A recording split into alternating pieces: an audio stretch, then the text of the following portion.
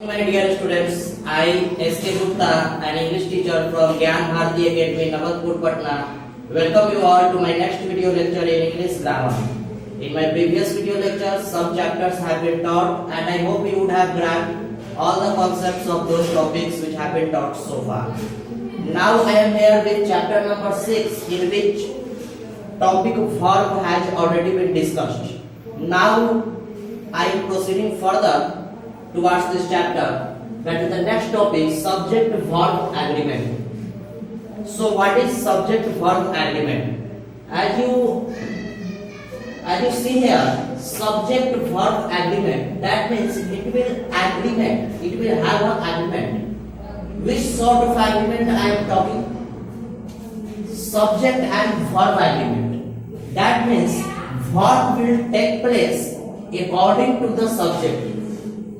My dear, कहने का मतलब ये है वर्ब टेक प्लेस करेगा, वर्ब लेगा जैसा सब्जेक्ट रहेगा, वर्ब उसी तरह से इस्तेमाल करेंगे जिस तरीके का सब्जेक्ट रहेगा। अब आप लोगों को बातें समझ में नहीं आ रही होगी किस तरीके के सब्जेक्ट की सर बात कर रहे हैं। सब्जेक्ट सिंगुलर सब्जेक्ट हो सकता है या प्लूरल सब्जेक्ट हो सकता है। तो अगर if the subject is singular, then the verb will be singular, and if the subject is plural, then verb will be plural. Is it clear to you, my dear? Here singular subject, that means singular verb. Plural subject, that means plural. That means verb will take place according to its subject in number and in person. Okay? So let's see some examples and rules which will clarify all the meanings of these concepts. First rule is here, each, every, everyone, what, that means जिसके अंत में one लगा रहे, everyone, no one, someone, okay? Body, जिसके अंत में body लगा रहे, everybody, somebody, nobody, ये सभी क्या होते हैं? सिंगुलर सब्जेक्ट होते हैं और इनके साथ सिंगुलर वर्ब लगता है। मैंने एक वर्ड लिखा है सिंगुलर वर्ब, इसका मतलब ऑटोमेटिकली आपको ये जानना होगा कि अगर सिंगुलर वर्ब है तो सब्जेक्ट कैसा रहेगा। देखिए यहाँ लिखा हुआ है, let's have a look at the board. Singular subject, that means singular verb. If I have written here singular verb, then automatically you will understand that the subject will be singular. Okay, that means this subject are considered to be singular, so verb will take place as singular. That means here look at a very example given on the board, each boy or boys। जैसा कि मैंने पहले बोला कि each, every ये सभी singular है, मतलब एक है, तो इसके साथ हम बहुत सारा क्यों लगाए? boys क्यों लगाए? क्या लगाएंगे? प्रत्येक लड़का, प्रत्येक लड़के नहीं बोलते हैं, प्रत्येक लड़का। each boy क्या हो जाएगा? each boy, boys नहीं होगा। अब जबकि हम सिंगुलर सब्जेक्ट जब माने हैं तो वर्ब कैसा लगाएंगे? हम सिंगुलर वर्ब। और मैंने आपको एक बार बताया था कि नाउन के अंत में अगर आप एस लगा रहे हो तो प्लूरल बनता है, लेकिन अगर आपको वर्ब को सिंगुलर कहना है तो आपको वर्ब में एस लगाना होगा। मतलब जिस वर्ब के अंत में आपको एस दिखता है वही सिंगुलर है। जैसे यहाँ पर गेट है या गेट्स, कौन सा सिंगुलर है माय डियर? जिसके अंत में एस है। अब कंफ्यूज नहीं होना कि एस लग गया तो प्लूरल हो जाएगा सर। नहीं माय डियर, ये प्लूरल तब होगा जब नाउन रहता। मैं यहाँ पर वर्ब की बात कर रहा हूँ, तो वर्ब में एस लगा हुआ है तो वो क्या हो जाएगा? सिंगुलर। और हमें सिंगुलर ही चाहिए था क्योंकि सिंगुलर वर्ब हमको लगाना था। Okay, let's come to the next rule. Sentence starting with infinitive gerund, verb will be singular।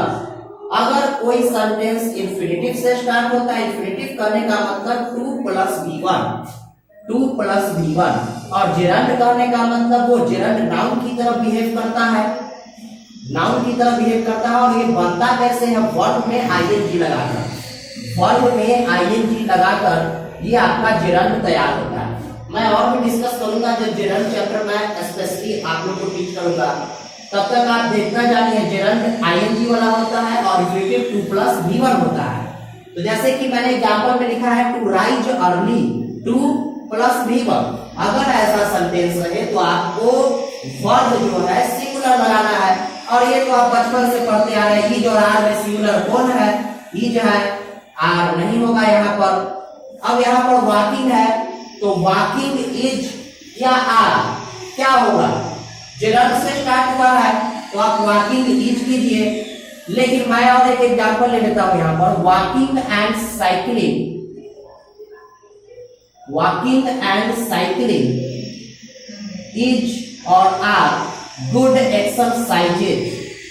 अब यहां पर भी जेरंड से सेंटेंस स्टार्ट हुआ है। वॉकिंग जेरंड है, साइकिलिंग भी जेरंड है, लेकिन यहाँ पर कितने जेरंड शामिल है? 2 जेरंड शामिल है। एंड से 2 जेरंड को जोड़ा गया है, तो ये जेरंड क्या बन गया? प्लूरल बन गया। तो कहने का मतलब ऐसा नहीं है कि आप लोग रट लें कि जेरंड रहेगा तो सिंगुलर ही आएगा। अब जेरंड को मैंने एक और जेरंड के साथ जोड़ दिया एंड लगाकर, एंड कंजंक्शन का काम यहाँ कर रहा है। 2 जेरंड को मैंने जोड़ा तो क्या लगेगा? अब तो ये प्लूरल बन गया। जेरंड से स्टार्ट हुआ लेकिन 2 जेरंड है इसमें, मतलब 2 एक्सरसाइजेज की बात हो रही है, वॉकिंग एंड साइकिलिंग, तो यहाँ पर आर लगेगा। लेकिन अगर सिंगल जेरंड रहता तो इज लगता। अब आते हैं लोग next very important topic, mathematics, news, physics, economics, billiards, ये सभी सिंगुलर है। लास्ट में एस लगा हुआ है, ये सभी नाउन के अंत में लास्ट में एस लगा हुआ है, लेकिन फिर भी ये सिंगुलर है। क्यों? Because you know that mathematics is a subject and news को हम लोग सिंगुलर मानते हैं।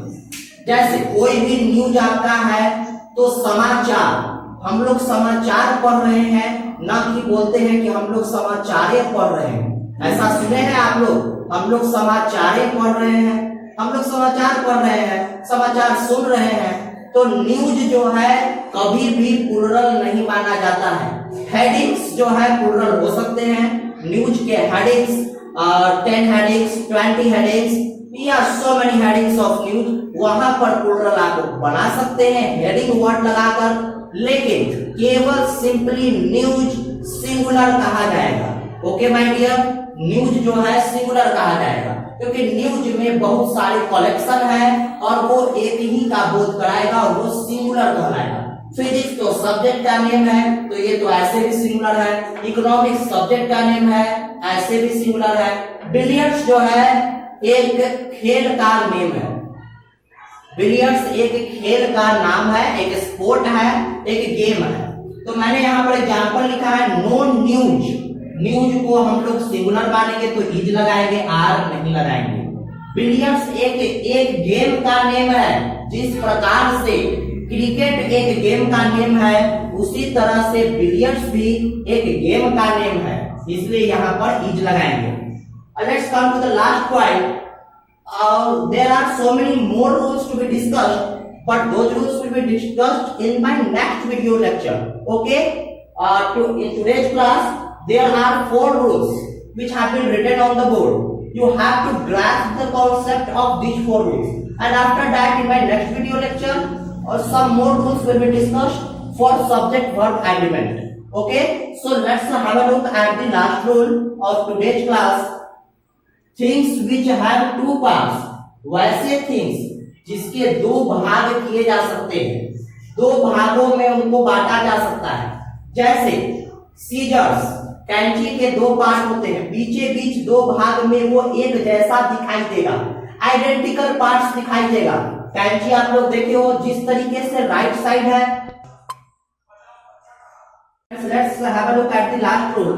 Things which have 2 parts, जिसके 2 भाग बन सकते हैं। जैसे कि आपका पैंट आप लोग पहने हुए हैं, पैंट्स, ट्राउजर्स जो पहनते हैं आप घर में, ट्राउजर्स के 2 पार्ट होते हैं, एक तो लेफ्ट साइड वाला पैर में आप डालते हैं, एक तो राइट साइड वाला पार्ट में डालते हैं, लेग में डालते हैं। उसी तरह से चश्मा, स्पेक्टेकल्स, लेफ्ट आई में एक होता है, एक तो राइट आई में होता है। तो कहने का मतलब जिसके लेफ्ट और राइट का अगर सेंस आए, 2 पार्ट में बट जाए, तो वैसे केस में हम लोग उसको प्लूरल मानते हैं। जैसे माय सीजर्स, आर मिसिंग होगा, इज मिसिंग नहीं होगा, आर मिसिंग। लेकिन एक बात इसमें गौर करने वाली है, if a word like pair comes in this sort of words, then the verb will take place according to the word pair, not according to these words.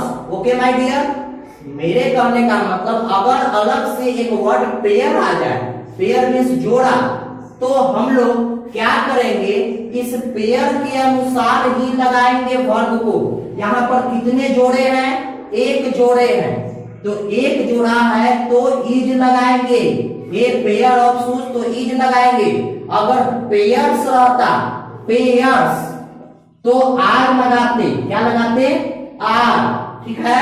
Shoes भी हमारा दो पार्ट होता है, एक तो लेफ्ट वाले पैर में, एक तो राइट वाले, और ये जोड़े में नहीं आते हैं। ऐसा नहीं कि आप मार्केट में जाइए और कहेगा कि मेरा एक जूता खराब है, एक जूता ही हमको लेना है, वैसा आपको नहीं मिलेगा। आपको दो जूते ही लेने होंगे। अगर आपके एक जूते ठीक भी हैं, फिर भी दो जूते लेने होंगे। स्लीपर लेने जा रहे हैं तो स्लीपर्स बोलते हैं उसको, क्योंकि दोनों पैर के आपको स्लीपर्स लेने होंगे। एक पार्ट नहीं होता है, न स्लीपर्स का, न शूज का, न ट्राउजर्स का। ऐसा थोड़ी कहिए केवल लेफ्ट पैर वाला फट गया, लेफ्ट पैर वाला दे दीजिए, ऐसा होगा। सॉक्स केवल हमको लेफ्ट पैर वाला चाहिए, ऐसा होगा। सॉक्स, ग्लव्स, जो भी हो, ये पेयर में आएंगे, जोड़े में आएंगे। ओके, और इनको प्लूरल माना जाता है। लेकिन अलग से अगर पेयर वर्ड आ जाए, then verb will take place according to that word pair. Okay my dear, I hope you have grasped all the concepts of today's topic. Okay, thank you my dear.